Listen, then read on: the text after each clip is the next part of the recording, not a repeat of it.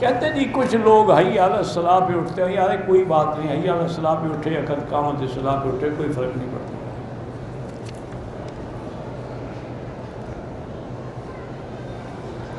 ہمارے پاس کچھ غیر مسلم ملازم ہیں، عیسائی ہیں، کام کرتے ہیں، تو ان کو ہم کھجوریں اور زمزم کا پانی دے سکتے ہیں، بالکل دے سکتے ہیں، بلکہ اسی نیت سے دیں کہ اللہ تعالیٰ اس کی برکت سے ان کو ہدایت نصیب فرما دے۔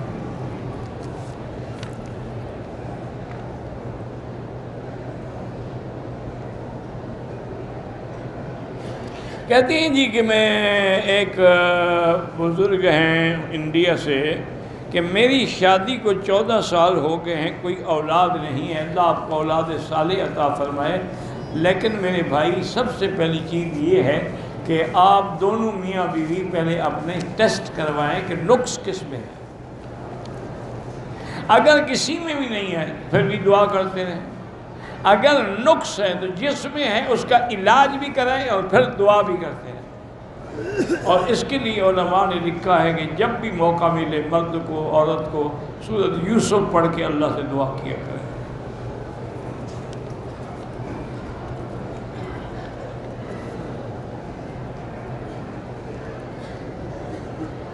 ایک ہمارے علاقے میں دیوبندیوں نے بریلویوں سے رشتہ کر دیا، ٹھیک ہے بھی، وہ سارے بریلوی کافر تو نہیں ہوتے، بعض بدعتی ہوتے ہیں، تو بدعتی کافر تو نہیں ہوتا۔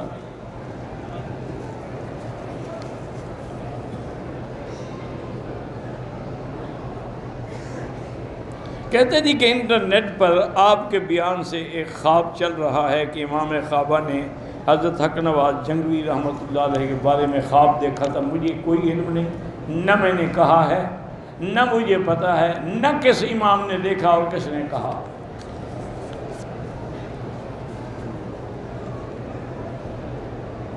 اگر ہم اپنے جوتے کپڑے میں لپیٹ کے طواف میں اپنے ساتھ رکھیں کوئی حرج نہیں، دوران طواف پانی پئیں اگر پیاس لگی ہو، یہ روزہ ہے افطار کا وقت آ گیا پی سکتے ہیں۔ برے وسوسے آتی ہیں، پریشان کرتے ہیں، اس کا علاج یہی ہے کہ قرآن کی آخری دو جو صورتیں ہیں ہر نماز کے بعد 3 دفعہ پڑھ کے ہاتھوں پہ دم کر کے سارے بدن پہ پھیرا کریں، انشاءاللہ چند دنوں میں وہ وساوس ختم ہو جائیں گے۔ آپ نے میرے لیے دعا کی ہے انڈیا سے محبوب صاحب نے، اللہ آپ کو جزائے خیر دے، اللہ آپ کی بھی جائز مشکلات حل فرمائیں۔ کعبۃ اللہ میں اگر ایک آدمی نے اعتکاف کی نیت کر لی تو اعتکاف کے دوران میں طواف کر سکتے ہیں، مسئلہ ہے مسجد سے باہر نہ جائے نا، طواف تو مسجد کے اندر ہے، طواف کیوں نہ کرے۔ اسی طرح اگر مسجد نبوی میں بیٹھا ہے تو صلاۃ و سلام کے لیے بھی جا سکتے ہیں، وہ مسجد کے اندر ہے۔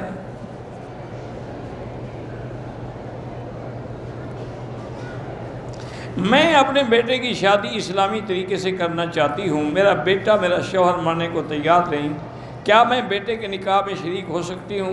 ایسے میں ایک وہاں بالکل آپ شریک ہوں، آپ نصیحت کرتی رہیں، باقی اللہ ان کو ہدایت دے۔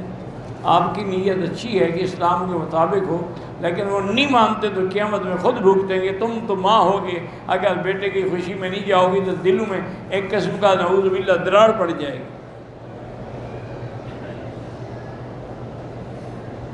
سورۃ کہف ساری جو ہے عظیم نعمت ہے، اور خاص طور پہ سورۃ کہف کے پڑھنے سے اور حکم ہے حدیث میں کہ جمعہ کے دن پڑھا کرو، اور اس کے پڑھنے والا جو ہے ایک تو دجال کے فتنے سے محفوظ ہوگا، اور دوسرا انشاءاللہ اس کی قبر میں بھی نور ہوگا اور قیامت میں بھی نور ہوگا۔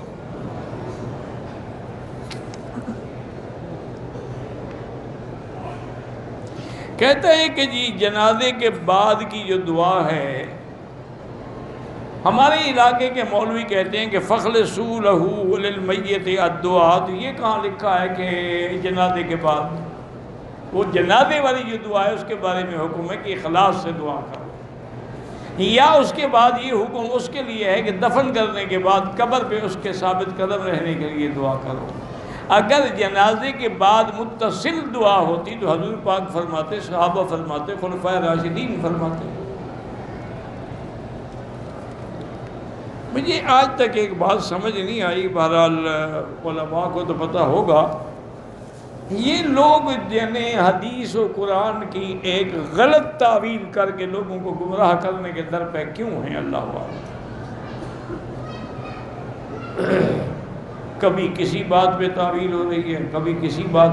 بھئی اصل بات یہ ہے، قرآن کے اتارنے والا رب ہے، لانے والا جبریل ہے، اور جس پہ اترا ہے وہ حضرت محمد مصطفیٰ ہے۔ انہوں نے، اللہ نے آپ کو سمجھایا، آپ نے صحابہ کو سمجھایا، اور صحابہ نے پوری امت کو سمجھایا۔ تو اب قرآن کی ہر آیت میں ہم یہ دیکھیں گے، حدیث دیکھیں گے کہ اس کے بارے میں حضور نے کیا فرمایا ہے۔ اسی لیے میں آپ کو بتلاؤں کہ امام ابو حنیفہ رحمۃ اللہ علیہ نے اگر کوئی مسئلہ دیکھنا ہوگا، سب سے پہلے تو وہ قرآن میں تلاش کرتے۔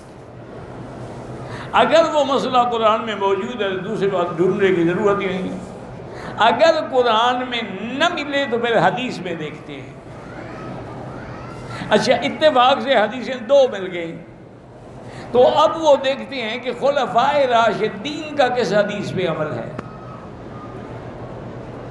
اس کے بعد اگر خلفائے راشدین کے عمل بھی نہ ملے اس حدیث، پھر دیکھتے ہیں عشرہ مبشرہ نے کس حدیث پہ عمل کیا ہے، ان کا بھی نہ ملے، پھر اصحاب بدر کو دیکھتے ہیں کہ اصحاب بدریوں میں کسی نے کیا عمل کیا ہے۔ اتنی محنت کر کے، تحقیق کر کے پھر وہ مسئلہ لکھتے ہیں۔ ایسے نہیں ہے کہ جو مرضی ہے لکھ دو۔ اب مثال کے طور پہ رفع یدین کا مسئلہ ہے، میرا اعتراض مقصد نہیں ہے، یاد رکھا کرو، میں الحمدللہ کبھی اعتراض نہیں کرتا، اور جو ہمارے بھائی رفع یدین کرتے ہیں نہ میں ان کی کبھی مخالفت کرتا ہوں، ان کی نمازیں بھی حق ہیں، صحیح ہیں، اور جو نہیں کرتے ان کی بھی صحیح ہیں، لیکن تحقیق کریں کہ حضرت ابو بکر، حضرت عمر، حضرت عثمان کرتے تھے؟ خلفائے راشدین کا تو پہلے دیکھیں نا مسئلہ۔ وہ تو یہی ملتا ہے کہ وہ نہیں کرتے تھے۔ سب سے بڑی فقیہ صحابی حضرت عبداللہ بن مسعود ہیں، وہ بھی نہیں کرتے تھے، اور اس حدیث کا جو راوی ہے وہ حضرت عبداللہ بن عمر ہے، اس کو حجت اللہ علی الخلق بھی کہتے ہیں، وہ خود نہیں کرتے تھے۔ اس لیے جھگڑوں میں نہ پڑا کرے، جو بھی ائمہ کے قول ہیں وہ بغیر کسی دلیل کے نہیں ہیں، یا دلیل قرآن میں ہوگی، یا حدیث میں ہوگی، یا اجماع میں ہوگی، یا قیاس میں ہوگی، اور قیاس کا حکم بھی قرآن میں ہے کہ فَاعْتَبِرُوا يَا أُولِي الْأَبْصَارِ۔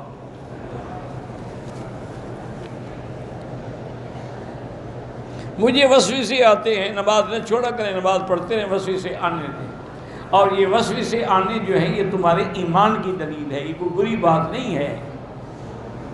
حضرت ابو بکر رضی اللہ عنہ سے ایک یہودی نے پوچھا تھا کہ ہم جب عبادت کرتے ہیں تو ہمیں وسوسے نہیں آتے؟ مسلمان کہتے ہیں ہمیں وسوسے آتے ہیں، وسوسے بھی گندے گندے آتے ہیں، کبھی عورتوں کا خیال آ جاتا ہے، کبھی نعوذ باللہ شرک کا خیال آ جاتا ہے۔ تو حضرت ابو بکر نے فرمایا میرے بھائی ایک بات بتاؤ، اگر ایک ڈاکو ایک گھر میں داخل ہو، ایک کمرے میں سونا چاندی ہے، ایک خالی ہے، وہ کس کمرے میں جائے گا؟ انہوں نے کہا جس میں سونا چاندی ہے۔ کہا تمہارے دل ایمان سے خالی ہیں، شیطان کو محنت کرنے کی ضرورت ہی نہیں۔ تو اس لیے اگر وسوسے آتے ہیں یہ تمہارے ایمان کی دلیل ہے، گھبرانے کی بات نہیں ہے، آنے دیں ان کو، خود نہ لے آؤ۔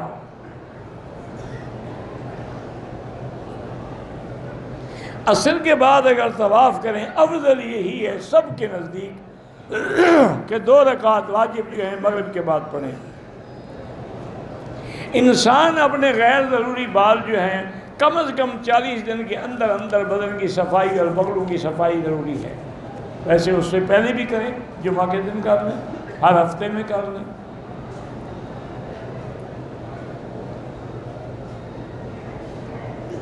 کہتے تھے کہ میری پہلی بیوی زندہ ہے لیکن آپس میں سلوک اچھا نہیں ہے، میں دوسری شادی کرنا چاہتا ہوں، تو پہلی بیوی کی اجازت کے بغیر شادی کر سکتا ہوں؟ یہ تو میں نے کئی دفعہ تقریر میں کہا ہے، ایک آدمی جو پہلی بیوی سے پوچھے اور ایک مولوی مکی سے مسئلہ پوچھے وہ کبھی شادی نہیں کرے گا۔ اللہ کے بندے، پہلی بیوی بھی کبھی اجازت دیتی ہے؟ 80 سال کی ہو جائے، پاؤں قبر میں ہوں، پھر بھی اجازت نہیں دے گی۔ تم نے کرنی ہے کر لو، پوچھتے کیا کر رہے ہو؟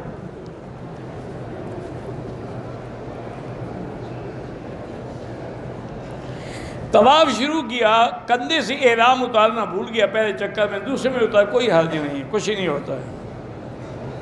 میری شادی 1 سال پہلے ہوئی، مجھے نہیں پتا میرے شوہر کو کوئی عورت پسند تھی، ایک بچہ بھی ہے، لیکن میرے سسر نے زبردستی کی میرے شوہر پر۔ اب میرا ایک بچہ بھی ہے، لیکن میرا شوہر اس غیر عورت سے ملتا ہے، ملنے تو تمہیں کیا تکلیف ہے؟ تم جتنی چڑا ہوگی نا وہ اور ملے گا، بدلہ ایک دن انجام یہ ہوگا کہ طلاق لے کے گھر جاؤ گی۔ ملتا ہے، دفع ہو سکتا ہے اس کی بیوی ہو وہ بھی، اگر اس کی بیوی ہے تو شریعت نے اس کو 4 کی اجازت دی ہے، اس میں چڑنے کی کون سی بات ہے؟ اور خاص طور پہ یہی ہمارے ملک میں جو ہندوؤں کی رسم ہے نا جی، کہ پہلی بیوی دوسری کو دشمن سمجھتی ہے، یہی بات ہے جو گھر تباہ کر دیتی ہے۔ یہاں دیکھو عرب میں 4 بیویاں ایک گھر میں رہتی ہیں۔ اچھا، اللہ کی شان یہ، میں نے ایسے گھر بھی میں جانتا ہوں کہ ایک بیوی کے بچے دوسری پالتی ہے، اس کے بچے یہ پالتی ہے، اس کے بچے اسی دوسری ماں کو ماں کہتے ہیں، اس کو ماں ہی نہیں کہتے۔ سب کا لباس برابر، سب کی رہائش برابر، سب کا خرچہ برابر، آنا جانا برابر۔ اگر کبھی حج پہ ہیں، سب کے سامنے بیٹھ کے قرعہ ڈالتے ہیں، جس کا قرعہ نکلے گا اس کو لے کے جائیں گے، تو کیوں لڑائی ہو؟ میری بیٹی لڑائی شڑائی چھوڑ دے، بلکہ تم خاوند کے ساتھ اور زیادہ خوش ہو کے پیش آؤ، اور اس کے آنے سے پہلے تھوڑا سا میک اپ شیک اپ شگار بھی کیا کرو۔ یہ تو نہیں جب وہ گھر میں آئے تو دیکھے ایک ڈائن بیٹھی ہوئی ہے، تو اب وہ دوسری بیوی کے پاس نہیں جائے گا تو کیا کرے گا؟ نہیں، میں مذاق نہیں کر رہا، حقیقت ہے۔ اسی لیے کیوں لوگ نعوذ باللہ طوائفوں کے پاس جاتے ہیں؟ وہ کوئی زیادہ خوبصورت ہوتی ہیں، جن کی شکل اگر آپ دل کو دیکھیں تو آپ کو تھوکنا بھی پسند نہ آئے، ان کے چہرے پہ لعنت برس رہی ہوتی ہے، لیکن کیا ہے کہ وہ بن سنور کے تیار ہو کے خاوند کے مرد کے ساتھ خوش کرنے کے لیے ہر حربہ استعمال۔ اور گھر کی بیوی تو جاؤ تو لڑتی ہے، آج نسوار نہیں ہے، آج آٹا نہیں ہے، آج بچوں کا کھانا نہیں ہے، آج دودھ نہیں ہے۔ اب وہ باہر سے تھکا ہوا آ رہا ہے، آگے اس نے فرس پکڑا دی، جاؤ بازار پہلے سودا لے کے آؤ۔ کچھ علماء نے پگڑی کو غیر سنت قرار دیا ہے۔ پگڑی حضور کی سنت ہے، بیوقوف آدمی، ساری زندگی حضور نے پگڑی باندھی ہے، یہ کوئی بات ہے؟ یہی مصیبت ہے نا کہ آج کل نئے مولوی نکل رہے ہیں۔ ابھی مجھے چند دن پہلے کسی نے بتایا، اللہ عالم بات صحیح ہے یا غلط ہے، چونکہ میں نے تو سنی ہے نا کہ ایک مولوی ہے ہمارے پاس، میں نام نہیں لیتا تاکہ گلہ ہوگا، انہوں نے فتویٰ دیا ہے کہ ہیجڑے سے بھی شادی ہو سکتی ہے۔ اب ہیجڑے سے شادی کا کیا مطلب ہے؟ وہ تو وہی انگریزوں والا فیصلہ ہو گیا نا کہ مرد کی مرد سے شادی ہو سکتی ہے۔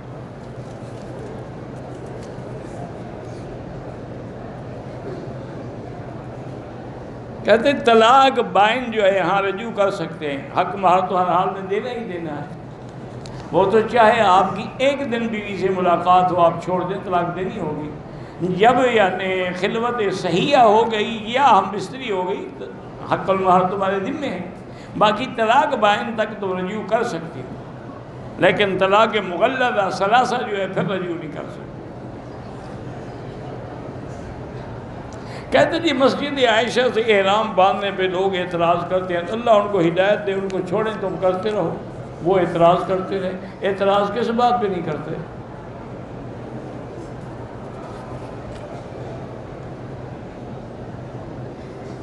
جی پی فنڈ کے جو پیسے ملتے ہیں گورنمنٹ، وہ آپ کے لیے بالکل حلال ہیں۔ ہمیں 5 لیٹر زمزم ملنے کی اجازت ہے، اس میں سادہ پانی ملا ہے نہ ملا ہے، میرا مشورہ تو یہ ہے کہ نہ ملا ہے، جو بھی ہو تھوڑا تھوڑا کر کے سب کو دے دیں۔ عمرے کے بعد حج فرض نہیں ہوتا، دم ادا کرنے سے عمرہ تو انشاءاللہ پہلے بھی قبول ہے، لیکن دم جرمانہ ہے، ادا کریں۔ میرے بھائی کا انتقال ہو گیا، اس کو میں قرآن پڑھ کے ثواب بخش سکتے ہیں، صرف امام شافعی قائل نہیں ہیں، باقی سب ائمہ کہتے ہیں جائز ہے۔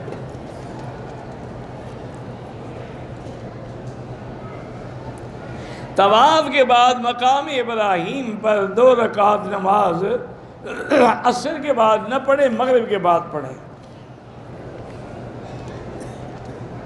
کہتے تھے کہ نام کا انسانی زندگی پہ اثر پڑتا ہے۔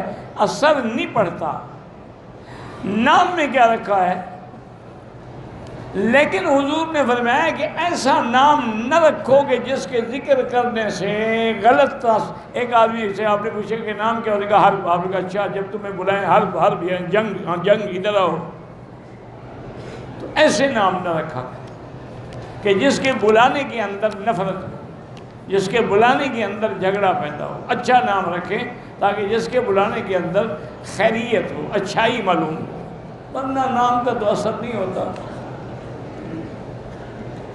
احرام کے دوران میں اگر بال کوئی نکلا کوئی دم شم نہیں ہے، دم پڑتا ہے، خود احرام کی حالت میں بال نہ کاٹو، کوئی گر گیا، کوئی وضو کرتے ہوئے گر گیا، کچھ نہیں ہوتا۔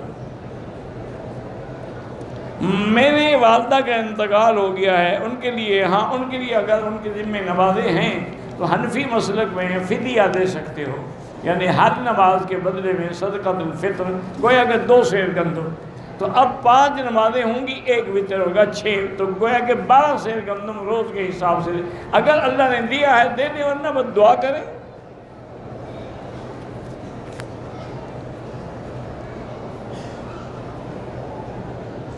اگر باہر سے آنے والے کمزور آدمی ہیں، 1 عمرہ کیا کوئی بات نہیں۔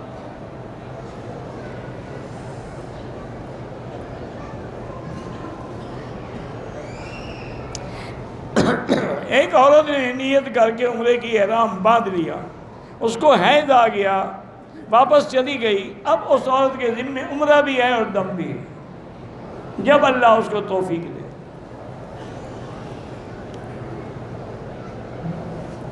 ہم 4 بہن بھائی ہیں جن کی شادی نہیں ہو رہی، ان کے لیے سورۃ الرحمن 3 دفعہ اول آخر درود شریف پڑھ کے پڑھا کریں، انشاءاللہ اللہ بہتر رشتے عطا فرمائیں گے۔ آج میں بھی مشورہ کرتا ہوں، عباسی صاحب یہاں ہیں، ہمارے ایک مولوی ہوتے تھے، میں جب پڑھتا تھا چھوٹا تھا قرآن شریف یاد کرتا تھا، تو وہ 2 مسئلے ہمیشہ ہر تقریر میں بتاتے تھے۔ ایک مسئلہ تو یہ بتاتے کہ بھائی جو عمرے پہ یا حج پہ عورت بغیر محرم کے آئی ہوئی ہے، اس کا عمرہ بھی نہیں ہوگا، حج بھی نہیں ہوگا، اور اگر وہ اپنا عمرہ یا حج کرنا چاہے تو فقیر حاضر ہے، میرے ساتھ نکاح کر لیں تاکہ میں محرم بن جاؤں گا، جب اس کے جانے کا وقت آ جائے گا تو میں طلاق دے دوں گا۔ ایک مسئلہ تو ہمیشہ وہ یہ بیان کرتے تھے، اور دوسرا وہ مسئلہ جو ہے نا جی، وہ یہ بھی کہتے تھے عام طور پہ کہ بھائی کسی نے لکھا نا جی میری 2 بیٹیاں ہیں یا 3 بیٹیاں ہیں، شادی نہیں ہو رہی، تو کہتے بھائی کوئی بات نہیں، ایک کا مسئلہ تو میں بھی حل کر سکتا ہوں، باقی 2 کے لیے دعا کریں گے۔ ہم تو خیر چھوٹے تھے، پھر جا کے مولوی صاحب کو چھیڑتے بھی تھے، لیکن بہرحال ہمیں تو کچھ نہیں کہتے تھے، بڑے اچھے آدمی تھے، اللہ ان کی قبر پہ مغفرت فرمائے، کروڑوں رحمتیں فرمائے، ساری زندگی قرآن و حدیث بیان کرتے رہے۔ عام طواف میں رمل نہیں ہوتا، رمل صرف عمرے کے طواف میں ہوتا۔ موبائل میں بھی تصویریں نہ بنایا کریں۔ ایک آدمی نے عمرہ کیا، تیسرے دن پھر عمرہ کیا، پہلے عمرے میں سر منڈوایا تھا، دوسرے عمرے میں چوتھائی سر پہ اس طرح پھیرا، چوتھائی پہ پھیرا، پھر بھی دم نہیں دینی پڑے گی، لیکن حکم شریعت کے خلاف ہے۔ شریعت یہ کہتی ہے کہ سارے سر پہ اس طرح پھیرو۔ حضور نے فرمایا کہ سر کو مسلح نہ بناؤ کہ ٹکڑے ٹکڑے کرو، ہمارے پٹھان بھائی اکثر کرتے ہیں، ایک عمرہ کر کے چوتھا حصہ مڈا دیا، پھر دوسرا کیا تو پھر دوسرا حصہ بڑھا دیا، تیسرا کیا تو ایک سر سے وہ 4 عمرے نبھا لیتے ہیں۔ طواف کرتے ہوئے مجھے حرم میں کچھ پیسے ملے ہیں، آپ یہ جو کام کرنے والے غریب لوگ ہیں ان کو دے دیں۔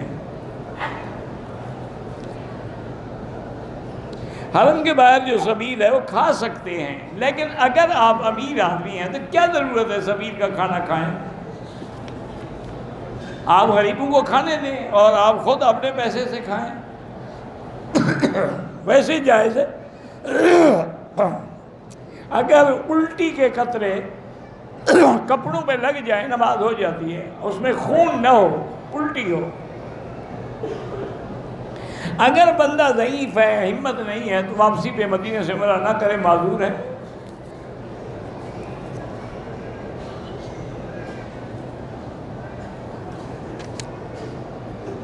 میرا بیٹا 10 سال کا ہے، مکے میں پیدا ہوا، اس کا نام بھی ہم نے مکی رکھا تھا، اس بیچارے کو کینسر ہو گیا، اللہ شفا عطا فرمائے، اللہ تعالیٰ شفائے کاملہ صحت عاجلہ عطا فرمائے۔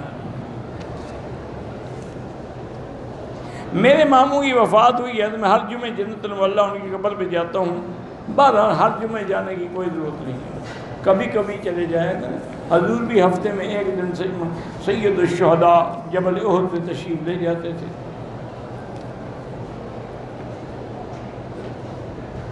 اگر کسی عورت کا شوہر فوت ہو جائے تو وہ بھی اس کے لیے دعائے مغفرت کرے، اس کے لیے قرآن پڑھ کے ثواب بھیجے، اگر اللہ نے پیسہ دیا ہو تو اس کے لیے کوئی صدقہ جاریہ بھی بنائے۔ ہم مکے میں رہتے ہیں، ماں بیٹیاں عمرے کرنے کے لیے جائیں، عمرہ کہاں؟ اگر مدینہ جائیں، طائف جائیں، پھر محرم ضروری ہے، لیکن عائشہ مسجد تک یا جیرانہ تک ضروری نہیں ہے۔ شوہر کی وفات کے بعد روزانہ ایک آدمی کو کھانا کھلا دے، ٹھیک ہے، یہ بھی ثواب ہے۔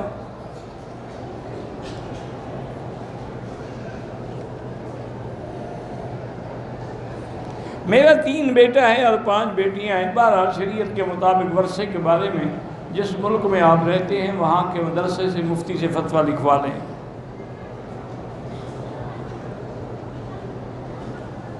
ایک آدمی نے سنا ہے کہ نبی پاک کا شان کعبے سے زیادہ تھا، ٹھیک ہے، بعض علماء نے کتابوں میں لکھا ہے، لیکن اللہ کے نبی تو کعبے کے لیے رو رہے تھے۔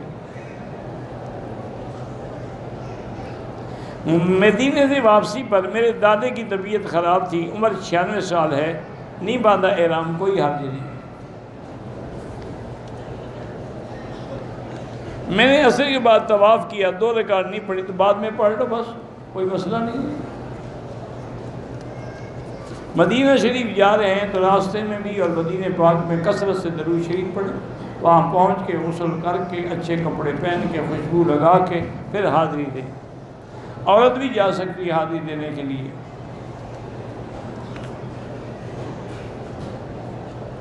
ہم پاکستان سے آئے ہیں، ہم نے عمرہ کیا، بغیر احرام اتار کے دوسرے کپڑے پہن لیے، دم پڑ گئی اور عمرہ بھی دوبارہ کرو۔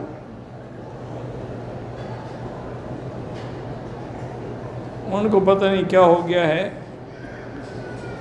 میری ہسپتال میں ہے، اللہ شفا عطا فرمائے۔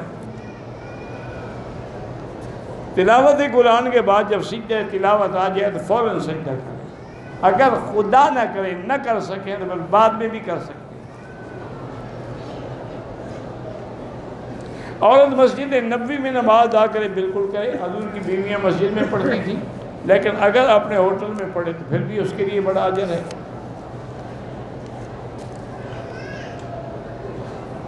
ہم حد حرم بیر الحسینیہ میں رہتے ہیں، کیا پاکستان سے واپسی پر نہیں؟ جو لوگ حرم کے باہر رہتے ہیں، جموم میں رہتے ہیں، بحرہ میں رہتے ہیں، وہ اگر اس جگہ کی نیت سے آئیں گے پھر احرام ضروری نہیں ہے۔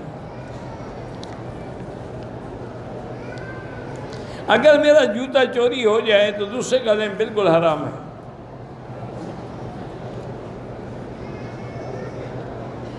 اگر پیشاب کے قطرے کپڑوں کو لگے لیکن خشک ہو پھر بھی کپڑا پلید ہے، جب تک دھوئیں گے نہیں۔ حضور نے فرمایا 2 آدمی قبروں پہ ان کو عذاب ہو رہا ہے، تو آپ نے فرمایا کہ ایک ان میں وہ ہے کہ لا یستنزہ من البول، پیشاب کے قطروں کا خیال نہیں کرتا تھا، بدن پہ لگ گئے، کپڑے پہ لگ گئے، دھویا نہ۔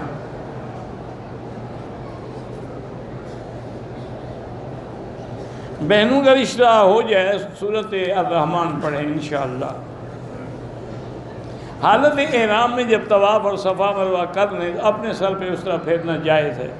میری بیوی بیمار ہے، صحت سخت خراب ہے، 3 مہینے کا حمل گرا سکتے ہیں؟ یہ میں تو نہیں بتا سکتا، کسی مسلمان لیڈی ڈاکٹر سے مشورہ لیں۔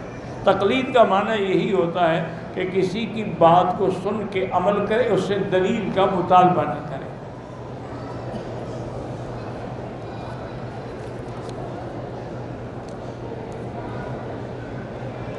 میں نے 2 دن مدینے میں رہی، 2 دن سے مکے میں عمرہ کیا۔ میری بیٹی پر بیمار ہے، میرا بھی یہاں پریشان ہے، بہرحال آپ چلے بھی جائیں یا اس کے لیے یہاں رہ کے دعا کریں اور زیادہ بہتر ہے۔ میاں بیوی میں کوئی پردہ نہیں ہوتا، لوگوں سے کرتے نہیں، خاوند کے بارے میں پردہ پوچھ رہی ہے۔ شاہد بھائی آپ کو دعا کرتے ہیں اللہ جزائے خیر دے۔ بہرحال یہ ہے کہ بنو ابھی جعفر بنو ہاشم ان کو زکوٰۃ نہیں دے سکتے ہیں۔ بعد نے فرمایا کہ بنو عباس بھی ان میں سے ہیں کیونکہ وہ قرشی ہیں۔ زمزم سے وضو کرنا یا پاؤں دھونا جائز ہے۔ کشمیر میں جہاد ہے، بالکل جہاد ہے، وہ تو کافروں کے ساتھ براہ راست جنگ ہے نا۔ مسلمانوں سے لڑنا حرام ہے، کافروں سے کیوں نہ لڑیں۔ میرا بھائی نشہ کرتا ہے، اللہ اس کو شفا عطا فرمائے، اور علاج بھی آج کل دنیا میں موجود ہے، دوائیں ملتی ہیں، وہ بھی لے لیں، لیکن اس کے بعد اس کو کسی دینی حلقے میں شامل کر لیں، کیونکہ پھر واپس آئے گا بری صحبت میں تو پھر وہ علاج ختم ہو جائے گا۔ واللہ اعلم۔ اللہم صلی علی سیدنا محمد وعلی آل سیدنا محمد وبارک وسلم۔ یا حی یا قیوم یا ذا الجلال والاکرام یا ذا الجلال والاکرام یا ذا الجلال والاکرام۔ اللہم اجعل لنا وللمسلمین من کل ہم فرجا ومن کل ضیق مخرجا ومن کل بلاء عافیا۔ اللہم انک عفو کریم عظیم تحب العفو فاعف عنا۔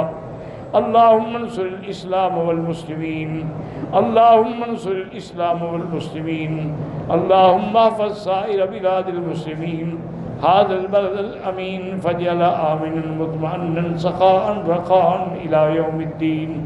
یا اللہ بیماروں کو شفا عطا فرما، یا اللہ ہماری ظاہری باطنی روحانی جسمانی بیماریاں پریشانیاں دور فرما، یا اللہ بے حیاؤں کو حیا عطا فرما، بے اولادوں کو اولاد صالح عطا فرما، جن کی اولادیں ہیں ان کو صالح بنا، اور جن کے گھروں میں لڑکیاں ہیں ان کو خیر کے رشتے نصیب فرما۔ یا الہ العالمین تمام دنیا میں جہاں بھی مسجد ہے، مدرسہ ہے، دین کا ادارہ ہے، اس کی حفاظت فرما۔ یا اللہ دین والوں کی حفاظت فرما، دینی جماعتوں کی حفاظت فرما۔ یا اللہ مسلمان فلسطین میں ہیں، کشمیر میں ہیں، روہنگیا میں ہیں، حلب میں ہیں، شام میں ہیں، عرب میں ہیں، عجم میں ہیں، افغان میں ہیں، یا اللہ ان کی جان مال آبرو عزت کی حفاظت فرما۔ ربنا آتنا فی الدنیا حسنۃ وفی الآخرۃ حسنۃ وقنا عذاب النار۔ صلی اللہ تعالی علی خیر خلقہ سیدنا محمد وعلی آلہ وصحبہ اجمعین۔